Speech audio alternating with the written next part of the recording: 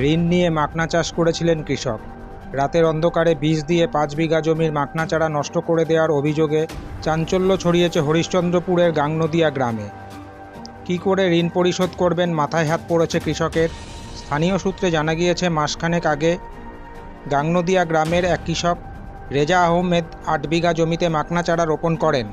2 দিন মাকনার জমি দেখতে যেতে পারেননি। মঙ্গলবার সকালে গিয়ে দেখেন প্রায় 5 বিঘা জমির সমস্ত মাকনা চারা পুরোপুরি নষ্ট হয়ে গিয়েছে।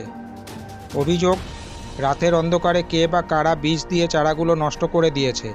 কৃষক রেজা বলেন, বিঘা প্রতি 5,000 টাকা খরচ করে মাকনা চারা রোপণ করেছিলাম। 8 বিঘা জমিতে প্রায় লক্ষাধিক টাকা খরচ হয়েছে। ঋণ নিয়ে মাকনা চাষ করেছি।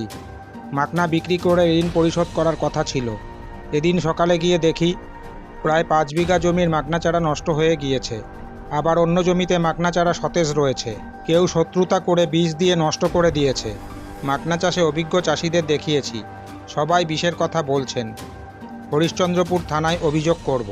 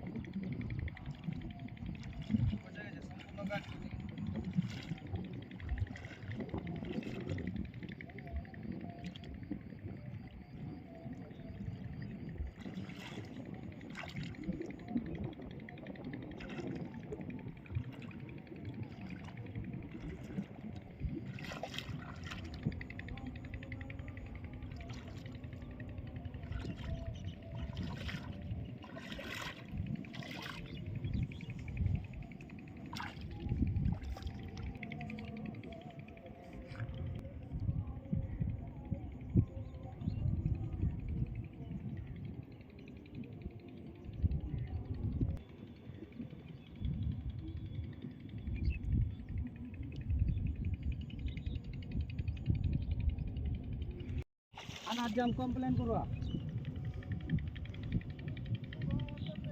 হ্যাঁ এনে আমার গাছ মরে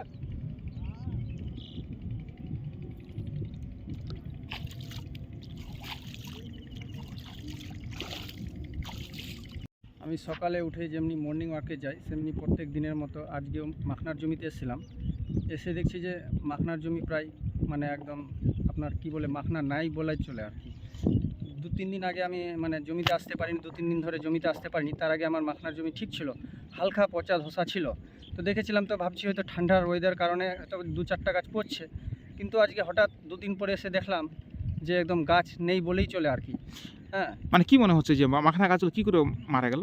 আমার মনে হচ্ছে যে রাতের অন্ধকারে কোনো দুষ্কৃতী এসে দিয়েছে, বিষের জল দিয়ে দিয়েছে। এই মাখনা হচ্ছে আপনার বিষের শত্রু আর কি।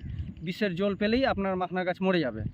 তো ব্যাপার হচ্ছে আমি 2-3 আজকে মানে দেখালাম এনে যারা মাখনা চাষ করে অভিজ্ঞ লোক, বিভিন্ন জায়গার গ্রামে বাগমারা, আলিপুর সবাই লোককে দেখালাম। এক কথায় ওরা বলছে এটা বিষের জল ছাড়া সম্ভব নয়, বিষের জল ঢুকেই এটা গাছটা মারা গেছে আর কি। বলছি কত বিঘা চাষ করেছেন এই মাঠে আপনি? আমি স্যার আপনার 8 বিঘা চাষ করেছিলাম। আমার মোটামুটি 4.5 বিঘার মতো, 4-4.5 বিঘার মতো একদম গাছ নাই। কতদিন আগে লাগিয়েছিলেন মাখনা চারাগুলো? আমি এটা আপনার ওই মোটামুটি আপনার 26শে জানুয়ারি লাগিয়েছি। তো অনেক দিন তো হয়ে গেল, প্রায় মাস খানেকের উপরে হয়ে গেল। আমার পাশের জমির এই গাছ, ভালো গাছ আছে সতেজ, কিন্তু আমার গাছ নেই, আমার পচে গেছে। আমি ঋণ নিয়ে করেছি, আমি একজন শিক্ষিত বেকার ছেলে, আমি ঋণ নিয়ে করেছি, আমি বিভিন্ন ঋণগ্রস্ত হয়ে আছি। এখন কিভাবে গাছ লাগাবো আমি টেনশনে পড়ে গেছি। তাছাড়া আমি নিজেও সার্জিক্যাল অপারেশন করে এসেছি। হ্যাঁ, বুঝতে পারলেন, আমি মাঠে আসতে পারি না এরকম। এবার কে বা কারা এরকম করলো, বুঝতে পারলেন। কিরকম ক্ষতি মানে চাষ মানে কিরকম খরচ হয়েছিল আপনার আমার বিঘা প্রতি? চারা নিতে বিঘা প্রতি আপনার 5,000 টাকা করে নিয়েছে স্যার। মানে শুধু খালি চারা গাছগুলো? হ্যাঁ, লেবার টেবার বাইরে থেকে গাছ এনেছি, 5,000 টাকা বিঘা গাছ নিয়ে চলে গেছে। তো ইতিমধ্যে 5 বিঘায় প্রায় কত আপনার খরচ হয়েছে? 5 বিঘায় আমার চারাতে শুধু আপনার 5-5-এ 25,000 টাকা খরচ হয়েছে। তাছাড়া চাষ আছে, সার আছে, বিষ আছে, এগুলো তো আছেই। তো এই যে আপনি 8 বিঘা চাষ করলেন, তার মধ্যে প্রায় 5 বিঘা শেষ। আপনি তখন ঋণ জর্জিত, কী করে ঋণ পরিশোধ করবেন? সেটা আমি ভেবে চিন্তে কিছু পাচ্ছি না। আমি শিক্ষিত বেকার ছেলে। হ্যাঁ, আমি এখন কি করে করব? এটা দিয়ে আমার সংসার চলে আর কি।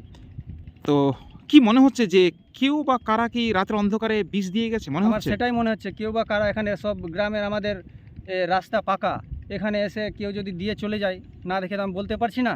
এবার ব্যাপার হচ্ছে কোনো রাতের অন্ধকারে কেউ দুষ্কৃতী এসে করে যেতে পারে। আমার এটা তো কি কারোর কোনো- সাথে শত্রুতা ছিল না, কিন্তু কেন করলো আমি নিজেও বুঝতে পারছি না। বলছে পাশের জমিগুলো তো ঠিকঠাক রয়েছে, হ্যাঁ, পাশের জমি ঠিকঠাক রয়েছে।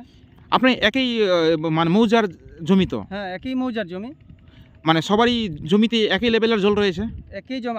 আমি নিচু আছি, আমার প্লটের যা উপরে আছে তারা উঁচুতে আছে। কিন্তু আপনার জমির ফসল তো নষ্ট হওয়ার কথা না।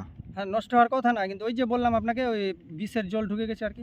যে চারাগুলো লাগিয়েছিলেন সেগুলো কি পাতা ছেড়েছিল, নতুন পাতা হ্যাঁ, গজিয়েছিল? নতুন পাতা আপনি দেখতে পারেন, নতুন পাতা আছে আমার পাশের জমিতে। আমার আরেকটা 1 বিঘার কেয়ার আছে অন্য জায়গায়, ওটা নতুন পাতা, বড় বড় পাতা হয়ে গেছে। কিন্তু এখানে এই 5 বিঘার প্লটে একদম গাছ নেই। বলছি আপনি কত বছর ধরে এই মাখনা চাষ করছেন? আমি তো মোটামুটি 4 বছর থেকে করছি স্যার। তো এর পূর্বে কি হয়েছিল, এরকম ক্ষতি হয়েছে না, আপনার? কোনোদিন হয়নি। মানে এই জমিতে চাষ করতেন, হ্যাঁ, এই জমিতেই চাষ করতাম, কোনোদিন হয়নি এরকম। তো এবার হয়েছে? হ্যাঁ, এবার হয়েছে। কি নাম আপনার? আমার নাম রেজা আহমেদ।